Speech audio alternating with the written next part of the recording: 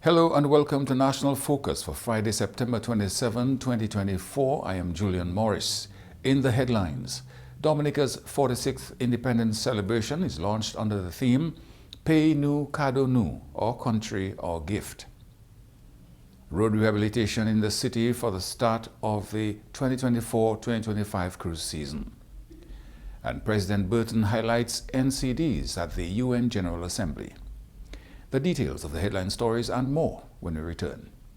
Are you ready? Dominica invites the world to celebrate the biggest and most anticipated music festival in the Caribbean 2024, October 25 to 27 at the Windsor Park Stadium in Roseau. 3 nights, 1 stage, non-stop action. Get your ticket now at dominicafestivals.com. Dominica's World Creole Music Festival.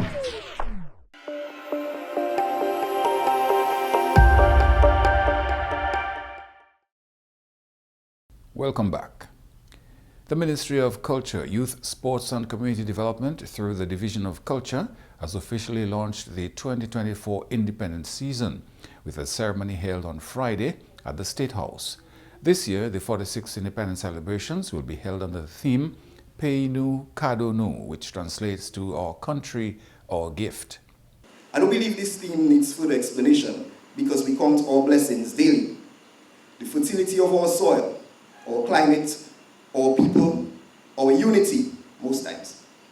But even in moments when we fall short in gratitude, we know in our hearts that we are indeed richly blessed. Our culture is celebrated year-round. You see Carnival, Domfesta, Emancipation, Christmas, and now you find contemporary attractions that are rapidly becoming part of our living culture as it evolves. So we do our utmost to safeguard the archival, but we remain intrigued by the evolution. Mayor of Roseau, Her Worship Sandra Ermin-Roye, says the Independence season is a chance to celebrate the gift of Dominica. I am thrilled to share this special moment as we celebrate under the theme Pay Nu Kado Nu, our country, our gift. This theme reminds us of this precious treasure that Dominica represents, our gift to cherish, protect nature, and to celebrate. Minister for Culture, Honorable Greta Roberts, encouraged citizens to be active participants in this year's Independence celebrations. Independence celebration is a celebration of our sovereignty, a celebration of who we are as a people, and a time to reflect on our history, our strength, and the rich culture that defines us. This year, under the theme, Pay Nu Kado Nu, our country, our gift, we are reminded that Dominica is indeed the greatest blessing bestowed upon us by the Almighty. It is our foundation, the essence of our identity, and the bedrock upon which our ancestors built their dreams. Representative of the Prime Minister and Minister for Finance, Honorable Dr. Irving McIntyre, also highlighted the importance of the theme for this year's celebrations, saying that it reminds us of the treasure that is Dominica, passed on from generations. This year's independent theme is especially fitting, as it highlights our responsibility to protect, preserve, and elevate the gift of our homeland into a place where every citizen can live in dignity and in harmony with nature. Our country is our gift, but is also our responsibility. We are called once again to celebrate the vibrancy of our culture and the values that unite us as Dominicans. We take pride in the qualities that define us as a people, a strong sense of community, the resilience we demonstrate in times of adversity, and the enduring strength that has guided us through crisis and continues to be the foundation of our success as a nation. A host of activities will be held throughout the month of October to celebrate the 46 years of independence, including National Heritage Day, Flag Day, Chapeau Pie Day or Journée Chapeau Pie, Miss Wap Duyet, Market Day with a Difference, History Week, and National Emblems Week, among others. The Ministry of Public Works to undertake road rehabilitation works along the Dame Eugenia Charles Boulevard during the period September 26 to October 4, 2024.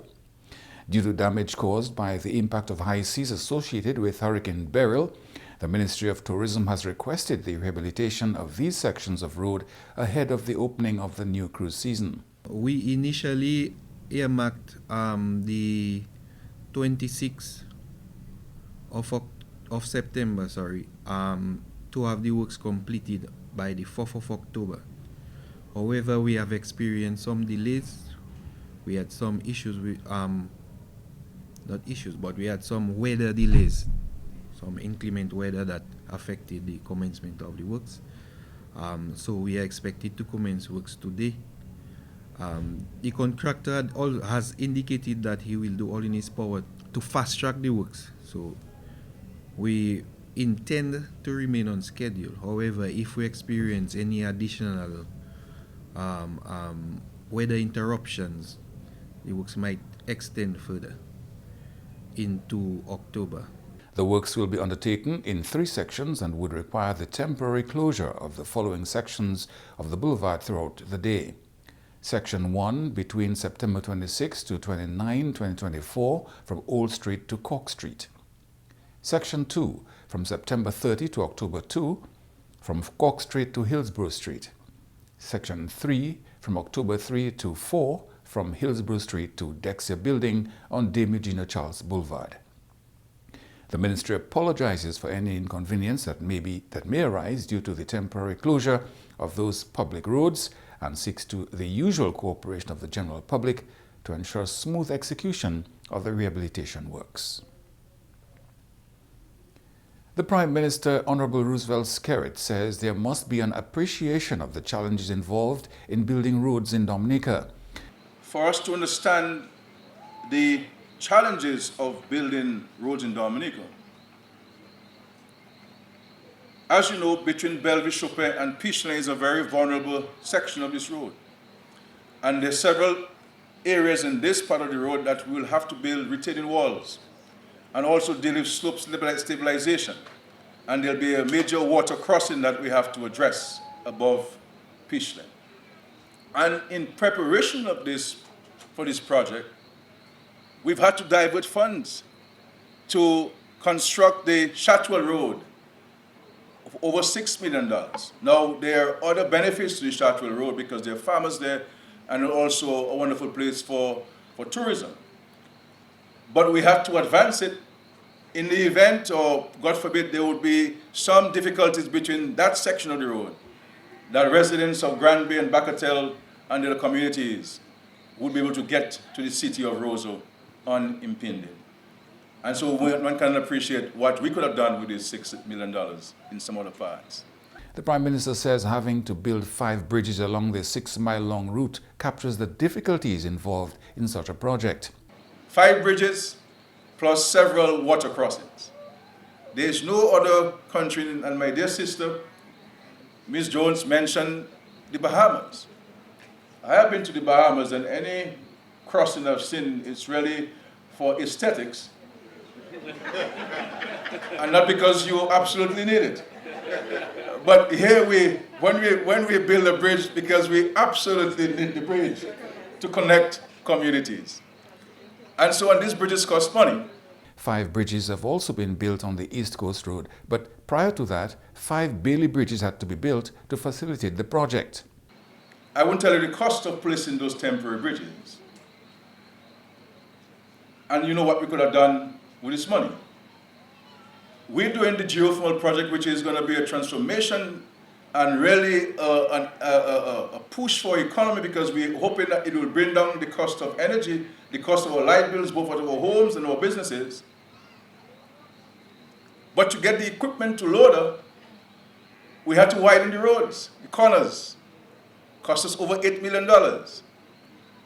And I wish it was a rubber band that I could have stretched, and once the trucks passed, I could release it, and it came back to shape.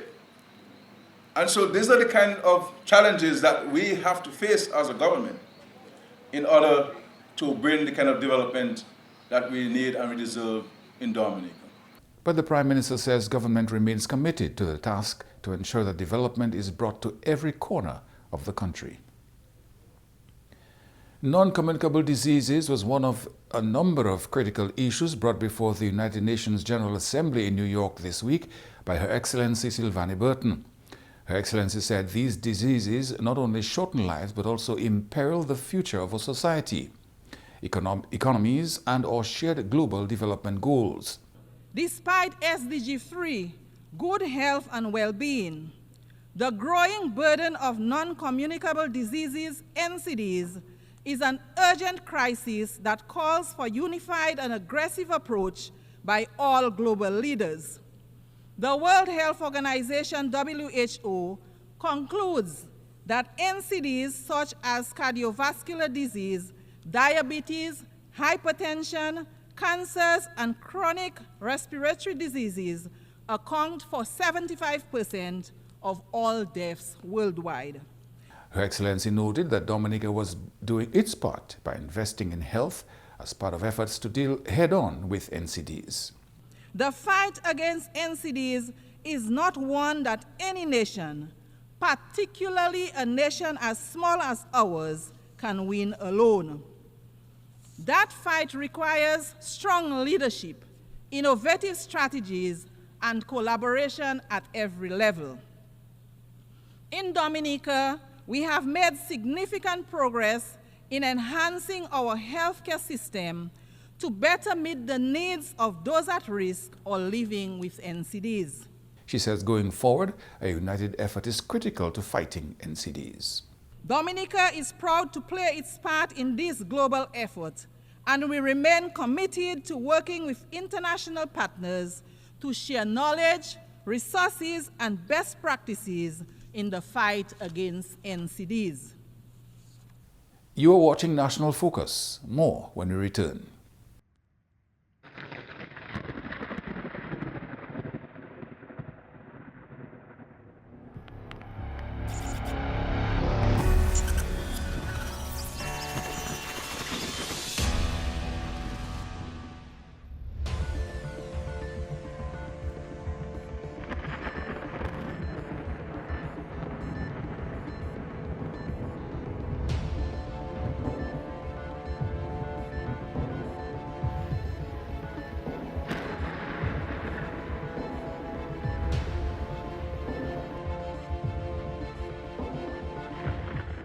Welcome back.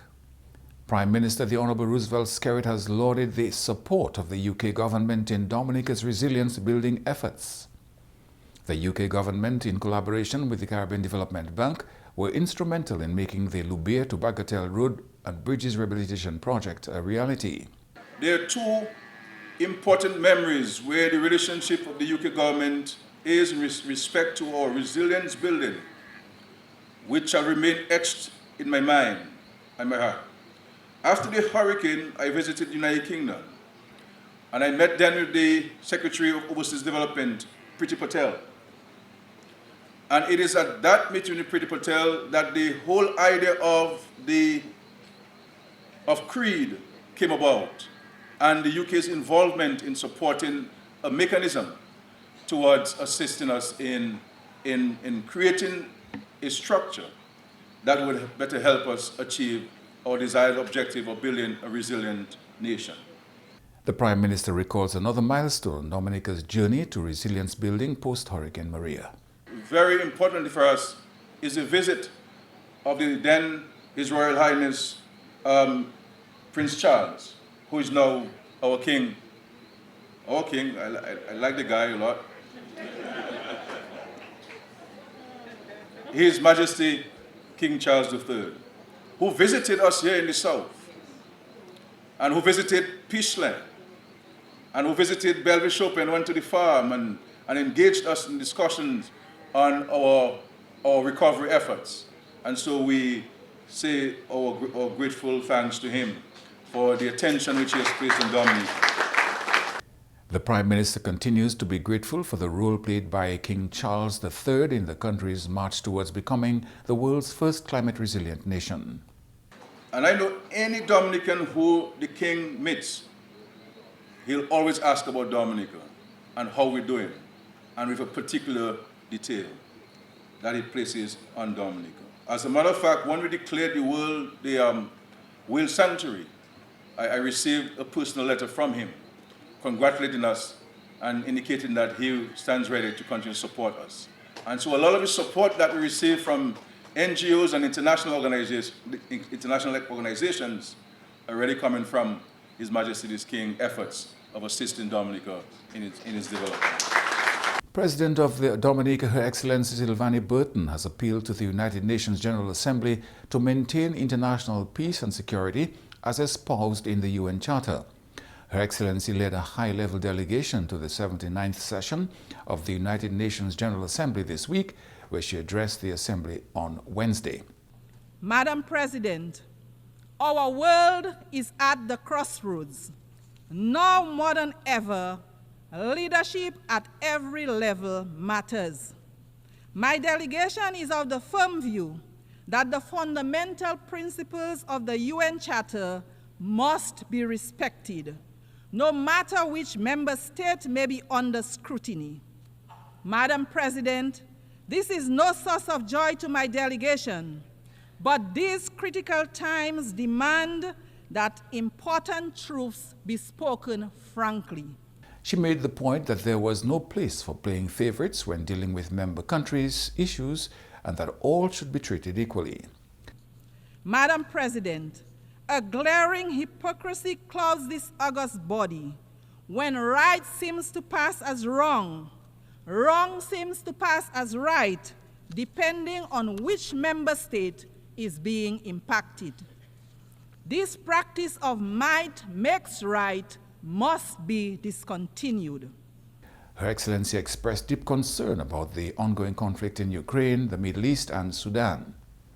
We recognize the crucial role of peace in human development. We are convinced that war is futile. It is this conviction that impels us to urge that the fullest support be given to those entities that are engaged in promoting peace and reconciliation in the Middle East, Ukraine, and Sudan. Just a few examples of locations where war is setting back the human development gains achieved over the years.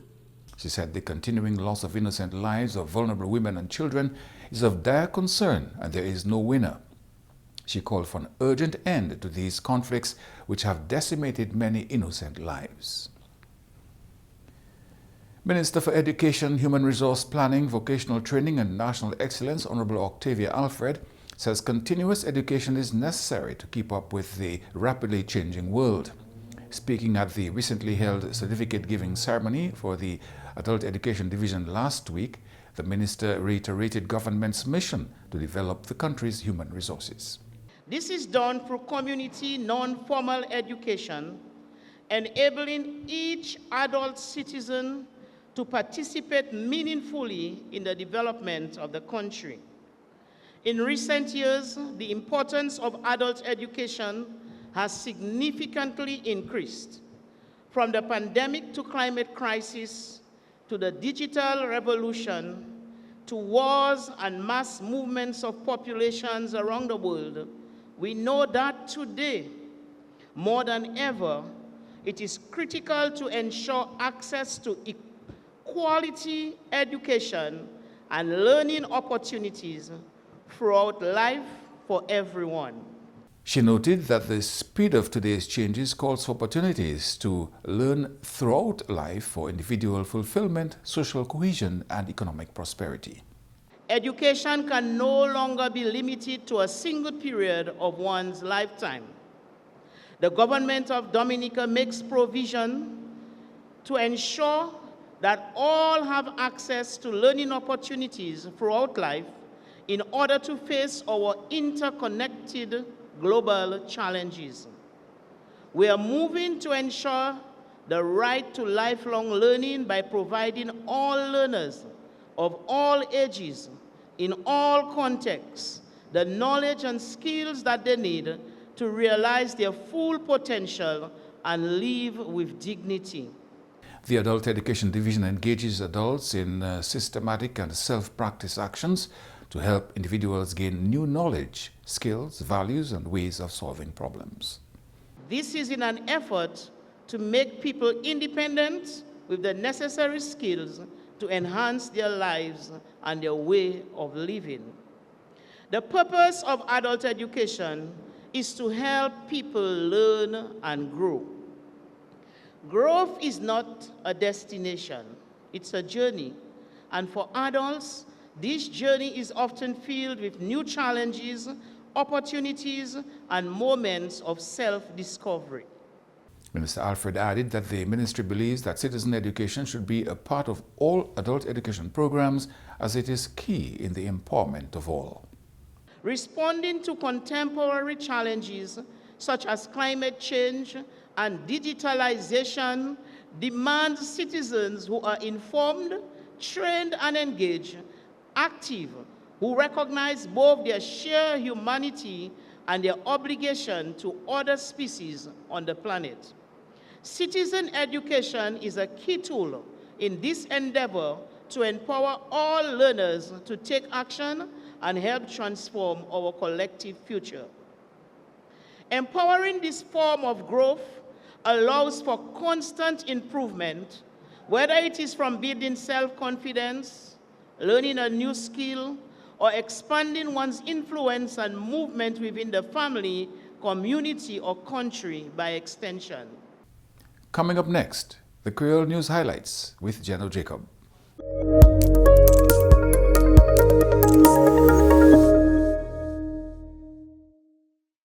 Bienvenue à ce nouvel en créole, nom monsieur Jenno Jacob.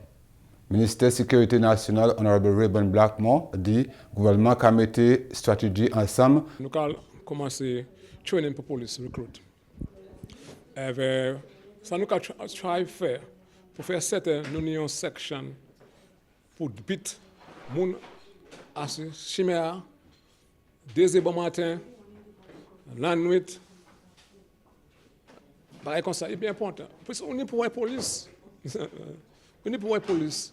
Pas aussi on est l'école, c'était bon matin. Mais on est pour la police tout le temps à Ozo. On est pour la police à Sanjo. On est pour la police à Marigot. On est pour la police à Chichimé à Gombe. On est pour la police à Chichimé à Maho. On est pour la police à Chichimé à Gontans. On est pour la police à Chichimé à la plaine. Est-ce que vous comprenez?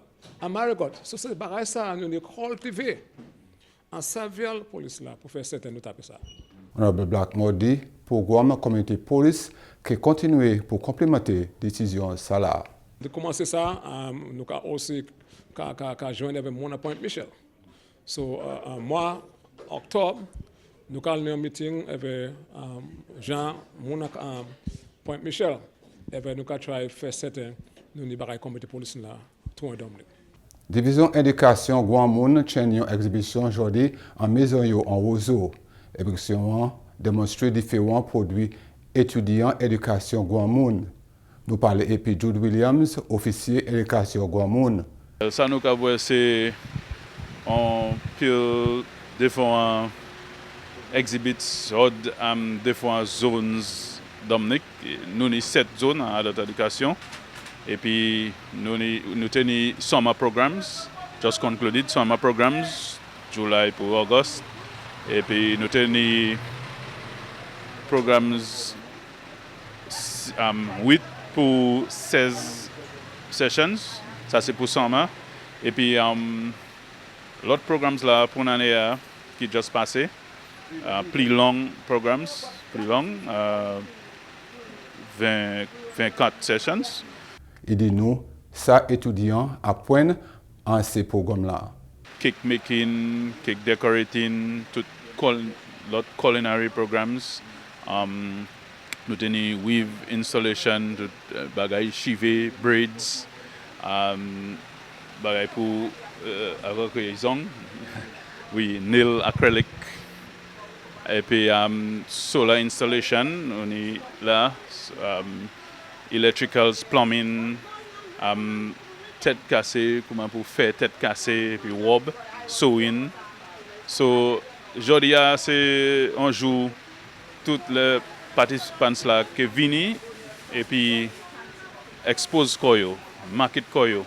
Et puis ça c'est travail adult education pour l'année. So c'est national exhibition nous. Ministre Travail Public Work, Utility Public et puis Économie Digitale a informé public là que réhabilitation sur boulevard de Mary Eugenia Charles commencé hier 26 septembre pour 4 octobre 2024 en 3 sections. Première section c'est Yoke travail Old Street pour Cock Street de 26 septembre pour 29 octobre. Deuxième section de Cock Street pour Hillsborough Street 30 septembre pour 2e octobre. Troisième session, il y a travail de Hillsborough Street pour bout maison Dexter. Ça c'est bout maison office Dexter de octobre 3 pour 4. Ministre là a voué apologie au public là à ce chemin qui est fermé. Ça c'est tout à ce nouvelle en Creole. Changer qui nous attend cyclone continue de faire préparation aujourd'hui. Non, moi c'est Geno Jacob. New bon weekend. Au revoir. And now for today's weather advisory. Moisture and instability associated with a tropical wave are expected to linger across the island during today. This is expected to spread a few scattered showers and a slight chance of isolated afternoon thunderstorms across the area during the afternoon. Thereafter, a relative drying out of the atmosphere can be expected. At 11 a.m., an area of low pressure in the central tropical Atlantic developed into Tropical Storm Joyce. This system is expected to remain over open water and currently poses no threat to the region. Sea conditions are expected to remain slight to moderate, with wave heights reaching up to 5 feet over the next 24 hours. Today's hurricane tip: if you must evacuate, don't delay. And that's all for this edition of National Focus. Be sure to follow GIS Dominica on Facebook, YouTube, and on Twitter. You can also drop us an email at gis@dominica.gov.dm. From all of us here on the GIS News Production team, I am Julian Morris. Thanks for watching.